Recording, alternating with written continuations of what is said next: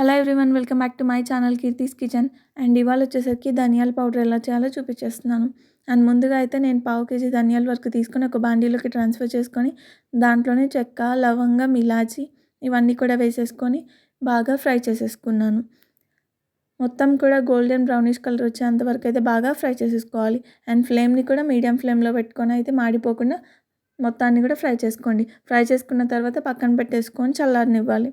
చల్లారిపోయిన తర్వాత ఏదైనా ఒక మిక్సీ జార్లోకి అయితే ట్రాన్స్ఫర్ చేసేసుకొని ఫైన్ పౌడర్ లాగా వచ్చేంత వరకు అయితే బాగా బ్లెండ్ చేసుకోవాలి.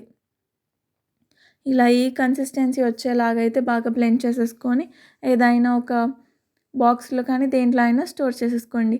ఎన్ని మంత్స్ అయినా కానీ అలానే ఉంటుంది. ఎటువంటి ఫ్లేవర్ కూడా పోదు అండ్ మంచి స్మెల్ కూడా వస్తుంది.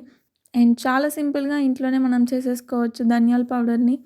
సో ఈ వీడియో మీకు ఎలా అనిపించిందో కూడా కింద కామెంట్ సెక్షన్లో కామెంట్ చేయండి. అండ్ మర్చిపోకుండా ఛానల్ని కూడా సబ్స్క్రైబ్ చేసుకోండి. And thank you for watching.